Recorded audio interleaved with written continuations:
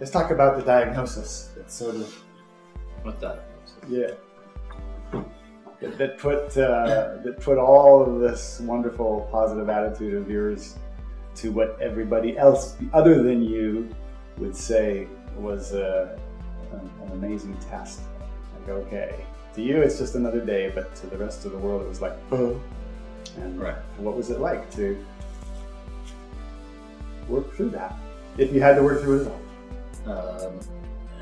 Yeah, this just the background on that. I guess it's almost 8 years ago now. So on past 8 years, diagnosed. Makes you officially 7 years and 6 months on oral time. Yeah. Yeah, basically. Yeah, it was just because I did travel a lot overseas.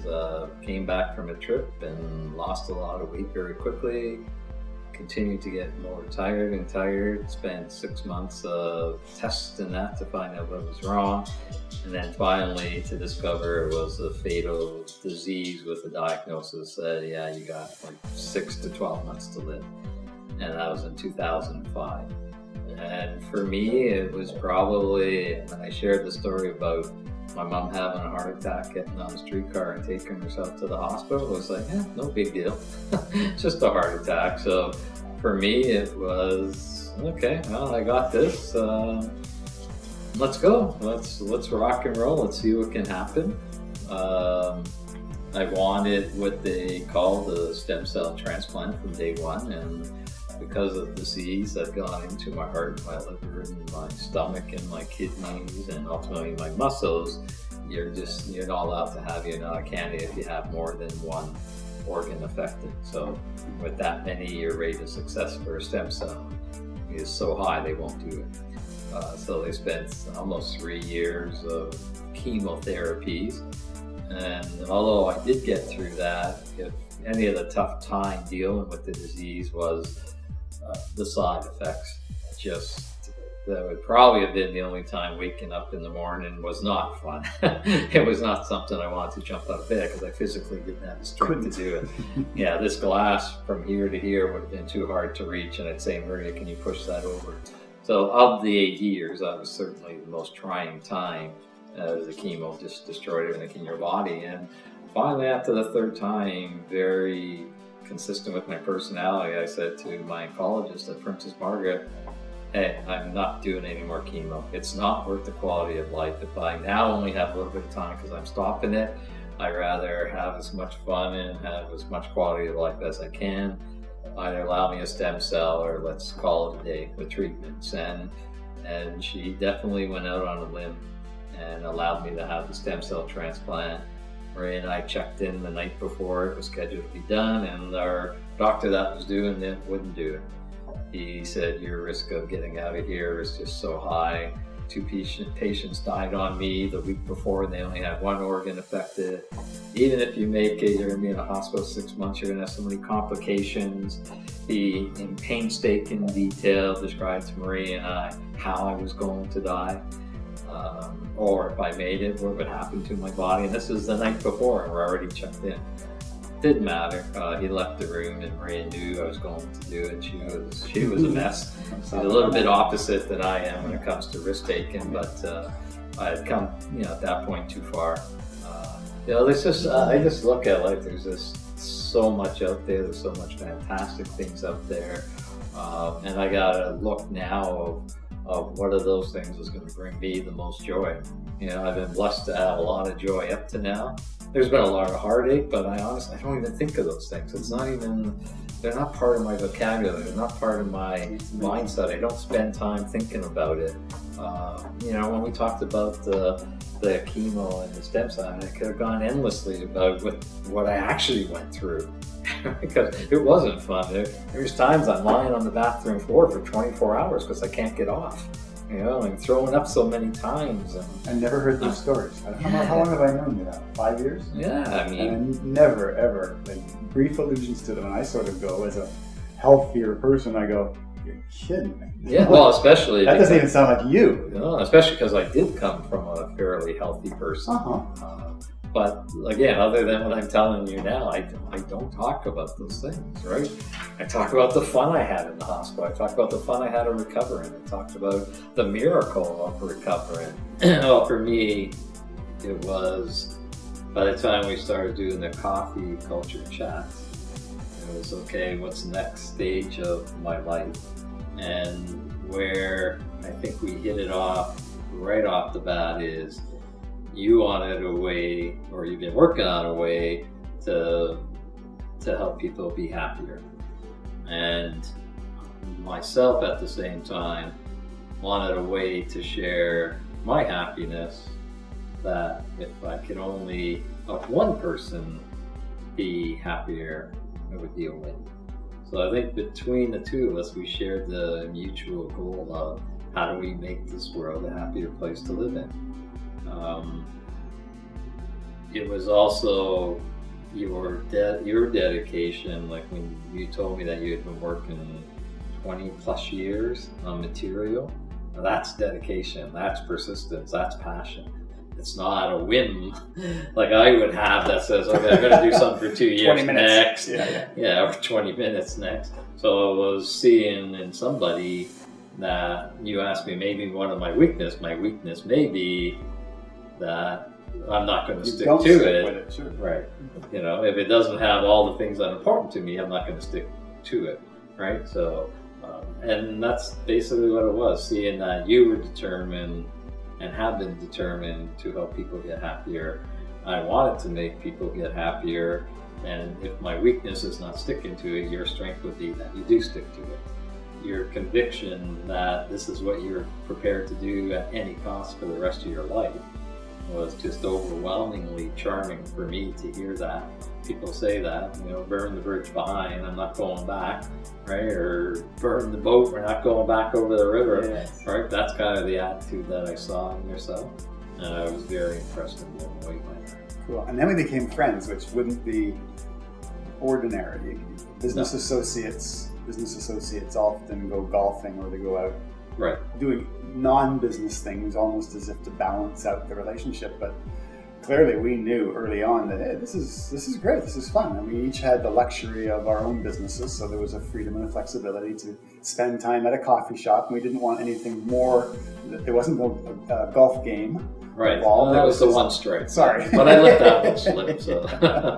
And I don't like gambling, so. Yeah, two strikes. And I'm sure I can come up with a third. Uh-oh, I lost my marriage. Uh-oh. 3. See you later. There you go. How did we do this? Yeah. But we did, and your friendship to me has, and I've told you this before, absolutely, unequivocally changed my life. It changed didn't change the direction, it changed the effectiveness or the efficiency of what I was doing to spend time with you. And I remember it being that blunt, gentle, kind, loving honesty about what we were trying to do together. And right. If my persistence is a strength, the weakness was the lack of judgment. And I would say, okay, well then I'll just go write a whole damn chapter. And then I'd be completely sort of off key on it, and I'd show it to you and you'd go, how about that? And I'd go, okay, fine. And I'd take it, jump and keep going. But do that for 3 years and all of a sudden I've got this, I guess proof's in the pudding, but I've got this sense that with your input, and you weren't guiding me on purpose, but you were guiding me intuitively or by default, I just really got so much out of our relationship, both from the spending time friendliness, coffee shop chat, donut store mornings, as I did in the improvement in the way I was expressing this 20 years worth of information and experience. So to me, it's a friendship that was, as you know, I like to say it that way, but it was destined. It was going to happen because I was getting so much out of it. Sure. But I think that is the strength of our friendship, is as easygoing as I am, you're as hard driven, right? You know, if I can see a route that is only going to take me 15 strokes to swim across it, and you're going to take the long route that goes all around, you'll do we'll that. Both get there. But it's like, hey, guess what? There's a bridge in the middle. Oh, yeah, Neither of us have to swim. Well right? put. Well put. And I think that's really what our relationship on that side has been successful, is because you're very technical and you'll draw it all out. I'll say keep it short. So yes. if you were the type that said let's keep it short, and I was, it wouldn't have worked, because there would, you know, or conversely, we would never got anywhere if we were both let's build everything into it. So I think that was the strength and the glue that makes that work so successful. You're able to say every day, I could do that. And meanwhile, in the background is this liability that should be keeping you from being able to say that. And you're going, no, if I could, if that were an option, if I organized some things to make that happen, that would be living to me. And that would be like top A-class way to live, is to get up in the morning and say, today, honey, let's go to Aruba. But the only thing I would add to that is where I come to the realization is I don't have to get up in the morning and say, honey, let's jump on a plane and go to Aruba. I can just wake up in the morning and say, let's go down to the beach and take a walk. Like, that's, I think, where that has changed. Yeah, it's the same thing, but we can do that, and anybody can do that, right? Good point. Good that was, that's my point, is the people that are going to make the excuses because I have a career, and I did have a career, right? But the people that say that, then therefore I don't have the fun, time to do all these fun, extravagant things. Well, it doesn't have to be extravagant. It goes back to our, how do you have fun eating a bowl of spaghetti? SpaghettiOs, right? So if you can find a way of getting as much pleasure and fun and feeling out of waking up and going for a walk, or whatever it is that you enjoy doing, it doesn't matter what that is. As long as you can find that time to do that. And how long does it take to go for a walk? 20 minutes. Right? One, it's good for you, but two, it doesn't take a lot of time. It doesn't take a lot of money, right? So they're the things that I'm coming to realize that are the most important things in life. My gift, I guess, as you described earlier, would now say, when the store thing goes away, when the stem cell thing goes away, what is the most effective way I can help other people realize that keeping it simple and keeping it fun is a whole lot more achievable and beneficial and happier than anything else. And anybody can do that in any situation in life at any time in life, right? Something's missing. And I think I went through that whole thing for a bit after my diagnosis, and I've come to the conclusion that, hey, I'm not missing anything. If happiness can be had eating a bowl of SpaghettiOs, I can sure as heck be happy getting up in the morning, married to the woman I love, having phenomenal children, still being alive, and still having an opportunity to go out there and golf and fish and eventually play handball and run 5 kilometers with enough determination. That is, for me, how I would measure my happiness. The millions of dollars, sure, all I would make, the difference is I get to be with my beautiful wife down in Hawaii. But guess what? I can be with my beautiful wife in my living room and have a cup of tea and be just as happy, because happiness, you don't measure it, you feel it. Do you remember when I said that it was one point where I was trying to make a distinction that would make sense? That I said you were lucky. I said you were born lucky, and I was born unlucky. Right. And I spent a whole lot of time getting to the place where you were born. Right. And so you didn't have to go through that learning curve because you were already there. So to me, you were like an icon. This is what I've been working for, is this ability to prize happiness above everything without the defaults going on in the background that are saying fear, doubt, worry, and judgment. And then that evolved to the H1 to H3, where it's like, I'm born at H1 and I believe that I'm like most people. And you, who refuses to admit that you've got this gift, are born wanting to stabilize your happiness. Right. And so you are looking constantly for fun and happiness, and I want to get to the point where just being stuck, stabilizing happiness, instead of stuck in unstable happiness. And that was, to me, a great turning point when I realized that, you got it lucky. Shame about the diagnosis, but 55 solid years of not even having to open a self-help book on how to increase the happiness in your life. Right. And I spent 27 years working on how to achieve it. And now both of us agree that we're, by our own estimation, on our own scale, we're both at H3, which is stable happiness. And it's just like, okay, what do you want to do today? What do you want to do today? What's going to make you, and then the further distinction of late was that you want to be busy, what do we call it? Busy doing life, busy. Get busy living. Get busy living. Get busy living. That's right. And just wake up every morning and say, how soon can I be busy living again? Right. And that's outstanding. And that's a message, that's a timeless message that I want to spend the rest of my time working on, helping people to get to the point where they can believe in themselves enough to say, that's where I want to be. Start stabilizing my happiness to the point where I wake up in the morning and say, I want to get busy making myself happy. And it may not be perfect. Right. And I hope I don't get a diagnosis like Larry got, but if I don't, and it doesn't even matter to him that he did, I want to wake up each morning saying, what can I do to make myself happy? But I think you actually just hit one of the most important things is it's never going to be perfect. No. And once you accept that, that's when you can start having fun. Because if you think you're going to have the perfect life, guess what? You're not. I mean, I sit here happy, but I sure haven't had the perfect life. Of course not. Hell, when my wife and I, got married, we lost 2 kids right away. We had 2 miscarriages, right? When our 3rd child was conceived, we were told not to have her because she was going to have all these complications. And we said, we don't care. Wow. Like, she's not going to be perfect. That's what you would Actually, say. She ended up being pretty perfect, right? But we struggled financially. We had all of that. We knew it wasn't going to be perfect. It's life. Yeah. So it's what you do with the imperfections that makes the difference, right? And you just accept it and you say, guess what? And the most important thing at one point in your imperfect life is decide what it is that does make you happy. It's like I've always wanted to be Richard Branson. Guess what? I'm not going to be Richard Branson.